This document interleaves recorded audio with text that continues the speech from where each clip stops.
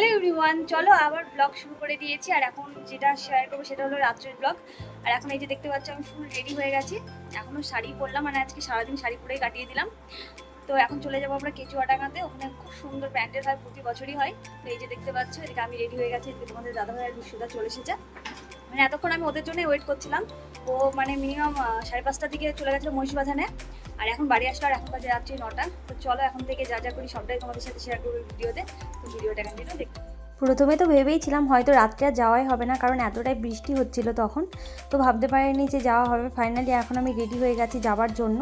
তো অনেকক্ষণ আগেই তো রেডি হয়ে নিয়েছিলাম, তোমাদের দাদাভাইয়ের আসার অপেক্ষায় ছিলাম। তো তারা আসার পরে ওরা রেডি হয়ে নিয়েছে, তারপরে সঙ্গে সঙ্গে বেরিয়ে পড়েছিলাম। আর আসার সময় কোনো ভিডিও করতে পারিনি, যেহেতু আমি গাড়ি চালাচ্ছিলাম। তোমাদের দাদাভাইকে বললাম যে আজকে তোমাকে গাড়ি চালাতে হবে না, যেহেতু স্কুটি ছিল, তার জন্য ভাবলাম যে আমিই নিয়ে যাই। তো এই যে দেখতে পাচ্ছ আমরা দুজনে কিন্তু এখন চলেও এসেছি দিশারি সঙ্গতে। তো এটা হলো কেচুয়াডাঙ্গাতে, আশা করছি অনেকেই চেনে। আর এই যে দেখতে পাচ্ছ কত সুন্দর প্যান্ডেল করেছে দেখো, আর এইখানে দেখো কত সুন্দর লাইটের কাজ হয়েছে।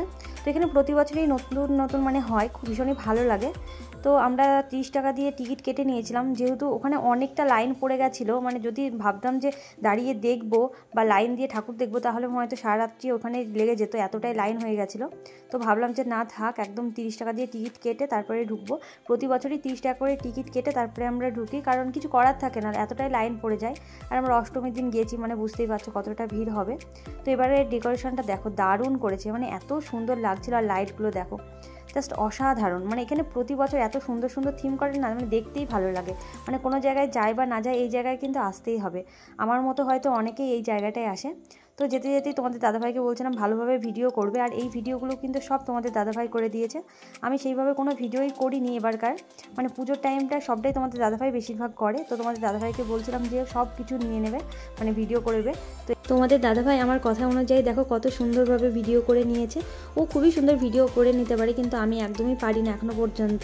মানে আমি হলে হয়তো এখানকার ক্লিপ একটুখানি নিলাম, ওখানে একটুখানি নিলাম, এইভাবেই আমার হয়ে যায়।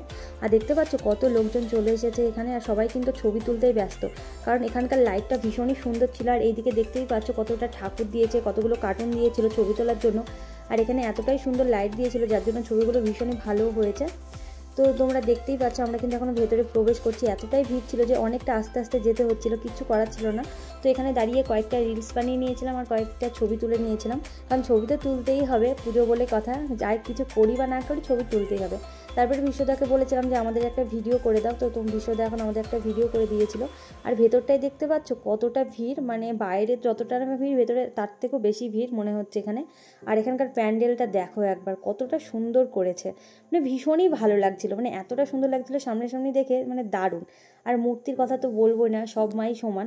আর এখানকার মূর্তিটা দেখো কতটা সুন্দর লাগছে, মায়ের মূর্তি মানে ভালো লাগে। তো তারপরে আমি তোমাদের দাদাভাইকে বললাম একটা কাজ করো, এখানকার যা ডেকোরেশনগুলো আছে তুমি ভালোভাবে তুলে নাও, তারপরে আমরা কয়েকটা এখানে ছবি তুলে নেব। এরপরেই আমরা ভেতরে কয়েকটা ছবি তুলে নিয়েছি, তারপরে চলে এসেছিলাম বাইরের দিকে মেলা ঘোরার জন্য। আর দেখতে পাচ্ছ যে কত সুন্দর মেলা বসেছে এখানে। প্রথমে যখন এই মানে ঠাকুরটা পুজো শুরু হয় তখন কিন্তু এতটা মেলা বসেছিল না, কয়েক বছর ধরে দেখছি যে প্রচণ্ড মেলা বসছে। আর লোকজনের এত ভিড়, মানে যাওয়ার জায়গা ছিল না, যেহেতু ওখানে বৃষ্টি হয়েছিল সেই দিন, মানে অনেকটা কাদা হয়ে গেছিলো। তো তারপরে দেখো বাইরে থেকে দেখো কতটা সুন্দর লাগছে যে মানে প্যান্ডেলটা হয়েছিল। তোমাদের দাদাভাইকে বললাম ভেতর থেকে তো করেছিলে, এবার একটা কাজ করো বাইরে থেকে এই প্যান্ডেলটা ছবি তুলে নাও। তো তোমাদের দাদাভাই কয়েকটা ছবি তুলে নিয়েছে। আর আমাদের কিন্তু মেলা ঘোরা হয়ে গেছিলো, আর মেলা থেকে আমরা কয়েকটা জিনিসও নিয়ে নিয়েছি, সেটা আমরা পরে তোমাদের সাথে শেয়ার করে দেবো। তারপরেই চলে গেছিলাম আমরা সাহাপাড়ার প্যান্ডেলটা দেখতে। কেচুয়াডাঙ্গাতে দুটো প্যান্ডেল ভীষণই ভালো হয়, একটা হলো দিশারি সংঘ আর একটা হলো সাহাপাড়া। তো আমরা এই যে দেখতে পাচ্ছি এখন সাহাপাড়ার প্যান্ডেলটাই প্রবেশ করে গেছি। তো এখানেও 10 টাকা দিয়ে আমরা টিকিট কেটেই ঢুকেছিলাম, যেহেতু এখানেও অনেকটা লাইন পড়ে গেছিলো। তো দেখো এখানকার প্যান্ডেলটা কতটা সুন্দর করেছে, আর এখানকার মায়ের মূর্তিটাও ভীষণই সুন্দর করেছিল, দেখো তোমাদের সাথে শেয়ার করে দিলাম। আজকে বলতে অষ্টমীর দিন আমরা খুব একটা বেশি ঠাকুর দেখতে পারিনি রাত্রেবেলায়, একমাত্র কেচুয়াডাঙ্গাতেই গিয়েছিলাম। মানে কেচুয়াডাঙ্গা দুটো ঠাকুর দেখতেই আমাদের অনেকটা রাত্রি হয়ে গেছিলো, যেহেতু আমরা অনেকটা লেট করে বেরিয়েছিলাম, প্রায় 9টার সময়টা বেরিয়েছি, তাহলে ভাবো যে কতটা রাত্রি হয়ে যাবে। আর আস্তে আস্তে করিমপুরে কয়েকটা ঠাকুর দেখেছি, আর তোমার ওই আমাদের এদিকে যে নাটনাগুলো আছে সেই দিককার কয়েকটা ঠাকুর দেখে নেওয়া হয়ে গেছে। তো দেখতে পাচ্ছ বাইরে থেকে এরকমভাবে প্যান্ডেলটা করা হয়েছে, যেহেতু আমরা অন্য দিক দিয়ে ঢুকেছিলাম তাই সামনের দিকটা প্রথমে ভিডিও করতে পারিনি, পরে এই ভিডিওটা করা হয়েছে। তো দেখো সব কিছুই তোমাদের সাথে শেয়ার করলাম। তারপরে কিন্তু আমরা এখান থেকে বেরিয়ে পড়েছিলাম করিমপুরে যাওয়ার উদ্দেশ্যে।